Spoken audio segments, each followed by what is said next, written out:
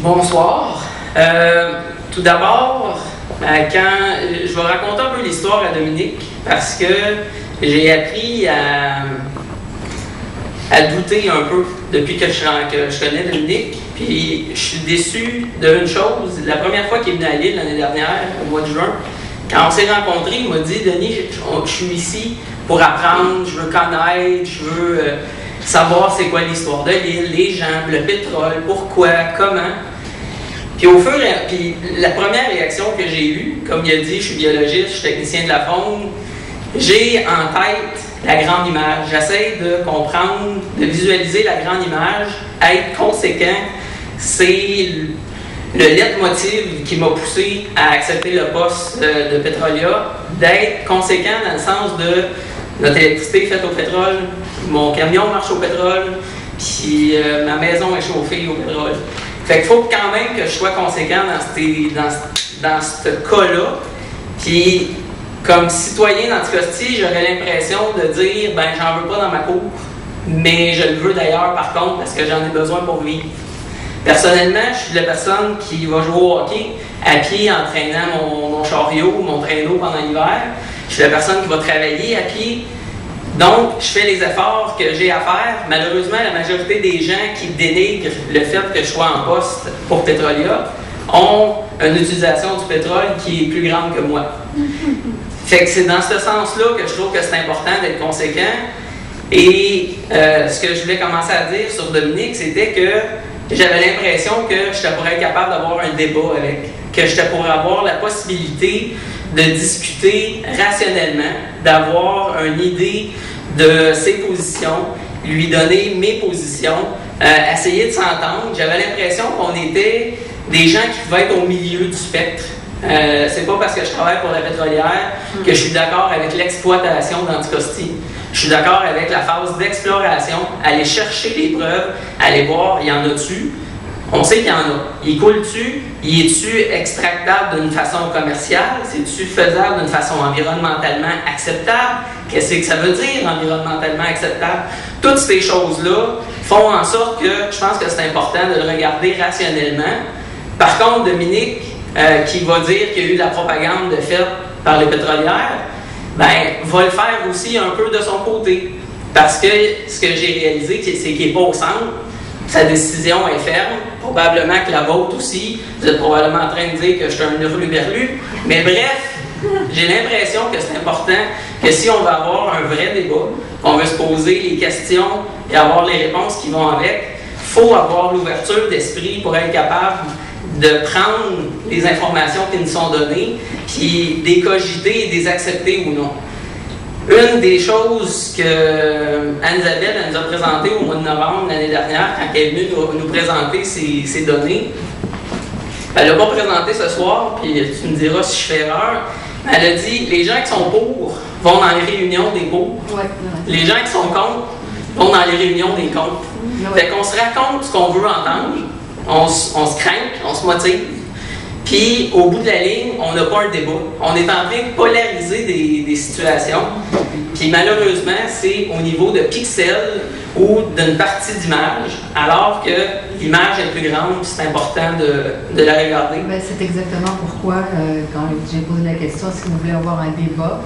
Ben, c'est exactement pour refléter ça. C'est ça que les citoyens veulent. On aimerait ça que tout le monde soit là, qu'on puisse avoir vraiment un échange pour pouvoir comprendre les positions des deux côtés, que les deux se parlent ensemble, parce que c'est vrai que c'est toujours en isolation.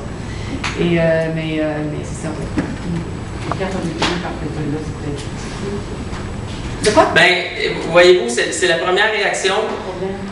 Les gens qui ne me connaissent pas, quand ils ont su que j'avais été maire, que j'avais démissionné, que quelques mois plus tard, j'avais travaillé pour Petrolia, ben, ils ont dit, bon, c'est bien que c'est un crosseur, il a accepté des...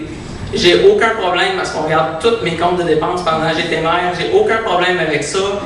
Je sais que j'ai travaillé d'une façon intègre. Je sais que ma vision est encore la même. Oui, je suis biologiste. Parfois, on me dit, ben, t'es biologiste, tu peux pas être pour le pétrole. Mais j'en utilise. J'ai pas le choix d'au moins avoir une certaine ouverture. C'est dans ce sens-là que je trouve ça important d'être capable de s'écouter, d'être capable d'en parler, d'éviter la polarisation, Puis malheureusement, ben, les médias qui pourraient jouer un rôle important ont tendance souvent à soit être eux aussi d'un côté ou de l'autre. C'est difficile d'avoir un article qui a les deux informations en même temps. C'est difficile d'avoir des conférences qui montrent les pour et les contre. C'est souvent les deux extrêmes. Moi, la question que j'ai à vous poser, tout à l'heure, on a vu les possibilités d'énergie qui étaient, et je crois que dans la transformation, les énergies renouvelables, ça grimpait beaucoup. Quand vous étiez au municipal, je crois, il semblerait, si j'ai bien compris cette présentation, qu'il y a eu comme des blocages ou des difficultés comme quasi insurmontables. On ne peut pas savoir si c'est au niveau provincial, gouvernemental, municipal ou autre. Vous, à votre niveau, comme ex-maire d'Anticosti ou de Ville-Cormeunier... c'est la municipalité de l'île d'Anticosti. Bon, alors est-ce que vous pouvez me dire si à votre niveau ou au niveau de la municipalité, il y a pu avoir un quelconque blocage ou bien si vous en avez constaté, vous, s'il vous plaît, servez-nous de témoin à ce niveau-là. J'ai travaillé le dossier comme maire. Donc, j'ai quand même une pas pire idée. La première embûche, c'est le fait qu'une éolienne, ça vire 30% du temps. Ça fournit de l'électricité 30% du temps. Donc, avec Hydro-Québec, une des choses qu'on avait comme problématique, c'était le couplage éolien diesel. Ça, c'était le côté, je vais dire, technique, qui n'est pas mon bag, mais pas du tout. Ensuite de ça, une des problématiques, c'est le coût. C'est pas Hydro-Québec qui était pour installer l'éolienne, c'est la municipalité qui devait faire un projet, qui devait développer le projet, qui devait... si on faisait tout ça, Hydro-Québec était prêt à acheter l'électricité. Mais pour une petite communauté, de s'embarquer dans des investissements aussi grands, quand tu dis on en met-tu une grosse qui va fournir, ça brise, on est-tu dans la misère, on ne paye pas l'hypothèque. Fait que ça aussi, c'est une question qu'on se pose comme gestionnaire des sous de la population. Tu te dis, où c'est que je vais? On a fait une présentation publique.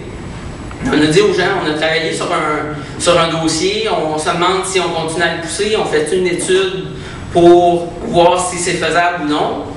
Dans la salle, on a posé la question, comme population, voulez-vous qu'on travaille ce dossier-là, voulez-vous qu'on l'avance? La question qu'on s'est fait dire, c'est ça va coûter combien?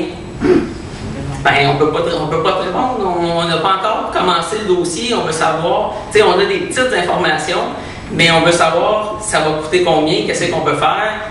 Puis la réponse était toujours la même. Dis-nous comment ça va coûter, puis sinon on ne peut pas embarquer. Fait que comme élu, tu te dis, ça vaut la peine que je travaille quand les gens ont plus ou moins l'intérêt ou... Puis une des problématiques, j'imagine que je prends trop de temps, je suis tout à fait désolé. Fait que dans le fond, ça fait partie des problématiques. Puis des gens qui étaient dans la salle qui me disaient, on ne sait pas combien ça va coûter, ça nous intéresse plus ou moins, mais c'est des gens qui sont contre le pétrole. Fait que c'est encore la même mentalité d'être conséquent.